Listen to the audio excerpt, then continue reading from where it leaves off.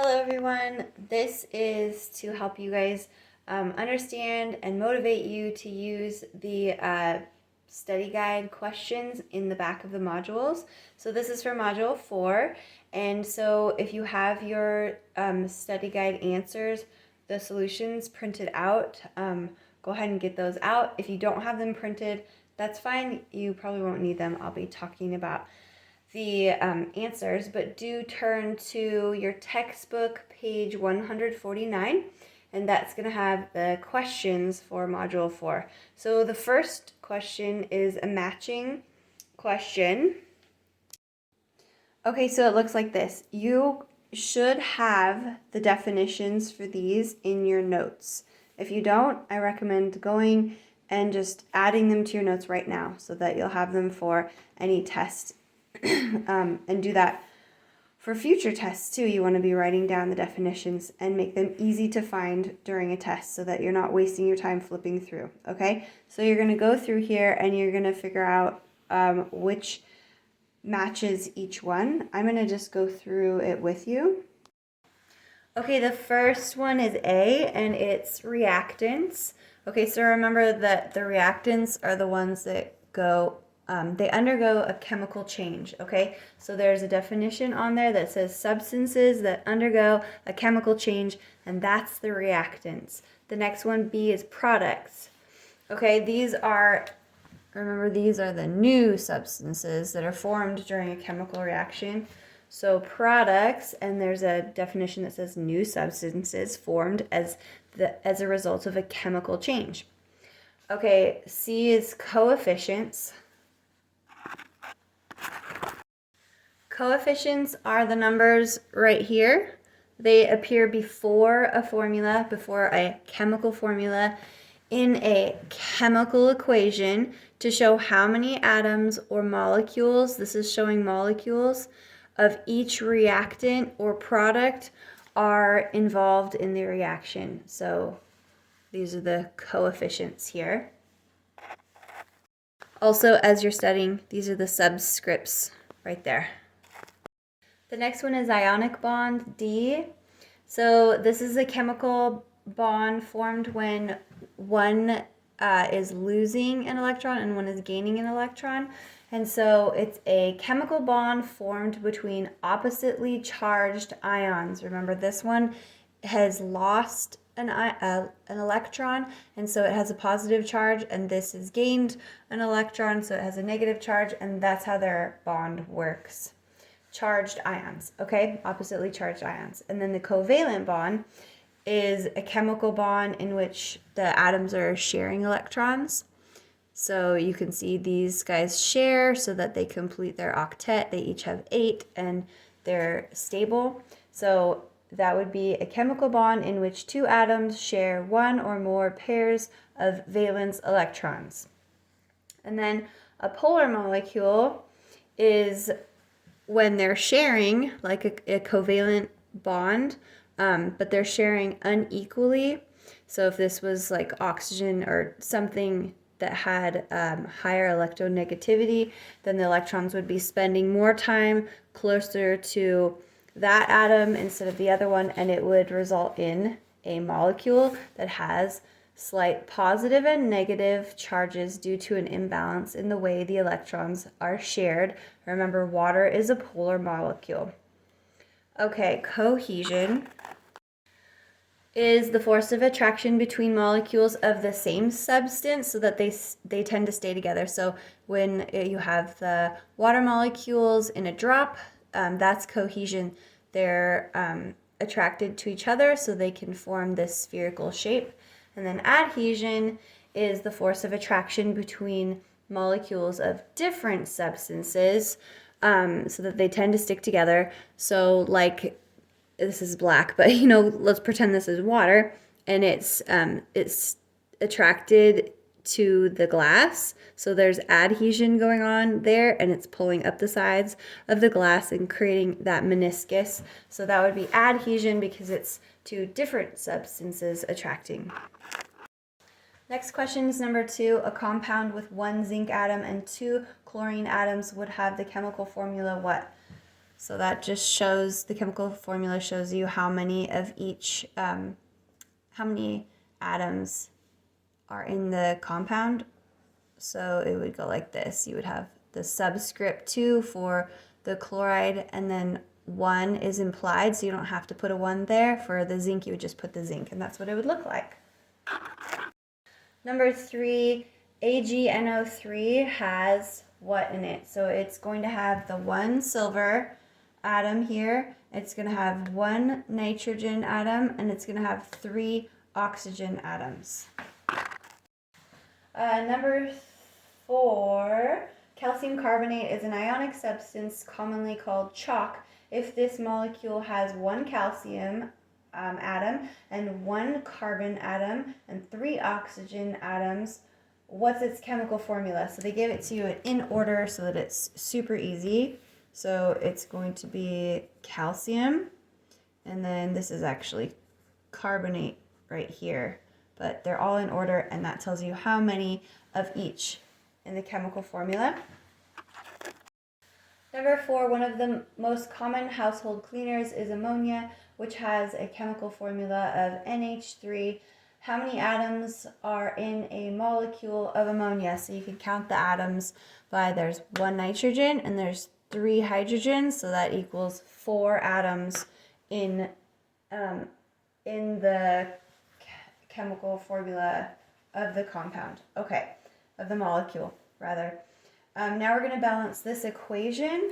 Okay, so we start by counting each atom. So there's 1 carbon, there's 4 hydrogens, there's 2 oxygens, 1 carbon here, 2 more oxygens, 2 hydrogens, and 1 oxygen. Okay, the next step is to use the coefficients to balance it out. So let's put a 2 in front of the H2O. I'm going to put a 2 right here, and so that's going to be 2 times 2 is now 4, and 2 times 1 is now 2.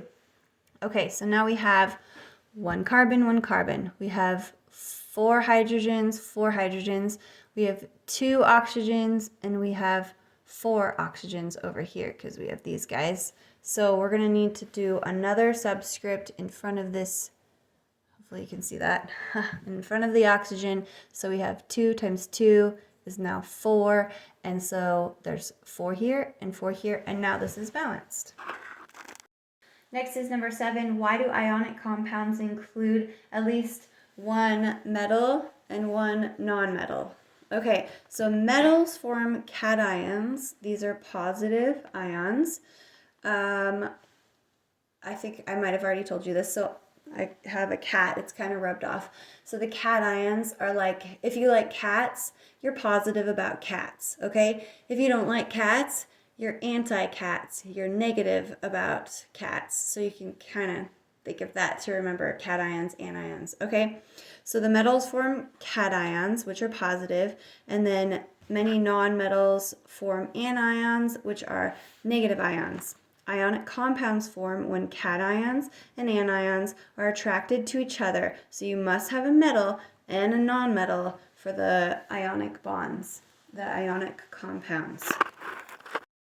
Next question. Based on their chemical formulas, which of these compounds is not likely to be an ionic compound? And how can you tell? Okay, so if you look at the periodic table and find potassium, it's it's a cation on this side, and then you have bromine over here. Okay, so you have a cation and an anion in the same compound. It's probably an ionic compound. The next one is SO2, and so you find sulfur is over here, and then oxygen is here. And they're both nonmetals, so that's not going to be an ionic compound. And then the last one is the iron and the chlorine. And so you can see that iron is right here. It's a transition metal, and then the chlorine is over here. It's a nonmetal, and so you have a cation and an anion, and so that's an ionic compound. So the answer would be that SO2 is not likely to be an ionic compound. Number 9, describe 2 ways an element can achieve a stable electron configuration. It's going to do this by bonding, and there's 2 ways it can do that. It can do it by either transferring electrons in an ionic bond, or it can share electrons in a covalent bond. So each of these has 7 valence electrons. It needs 8 to have a stable configuration, and so they're each sharing 1 pair so that they each have 8. And this one is transferring an electron so that this one is stable, it has 8. And this one would also be stable because it would end up with 8 valence electrons too. If you look right here, there's sodium. So if it loses an electron, it's going to go down a period on the periodic table, and it's going to have the same configuration as neon, which has 8 valence electrons. Number 10, what happens to the charge on atoms when they form a polar covalent bond? So when they form a polar covalent bond, here's the covalent bond, and it's polar because the atom with greater attraction for the electrons has a partial negative charge, and the other atom has a partial positive charge. Number 11, a certain molecule is composed of atoms that all pull on electrons with the same strength. Will the molecule be polar or nonpolar? And so it's going to be nonpolar if the atoms all pull on the electrons with the same strength. None of the electrons will spend more time around any one atom. This is maybe not the best example because these have a greater pull, but because it's a linear shape, the whole molecule doesn't have a charge because it's balanced on both sides. But you could maybe do this with like oxygen or chlorine gas, because both oxygens have the same pull, both chlorine atoms have the same pull. So no charge overall. Number 12, using the table 4.1 and the electron dot diagrams for phosphorus and hydrogen, what is the formula for their covalently bonded formula? Okay, so phosphorus has 5 valence electrons. It's in group 5A, and hydrogen's in group 1A, so it has 1 valence electron. So phosphorus can form covalent bonds with 3 hydrogen atoms to fill these spots right here and complete its valence shell with 8. So the formula would be 1 phosphorus and 3 hydrogens. Do you see where they fill in these spots? Here, here, and here in the dot diagram. Number 13, suppose you were able to count the molecules in a substance. Which would have more molecules, 1 liter of liquid water or 1 liter of ice? So they have the same volume. Which would have more molecules and why? So let's see, 13, the liquid would have more molecules because the molecules in solid water are farther apart than they are in the liquid.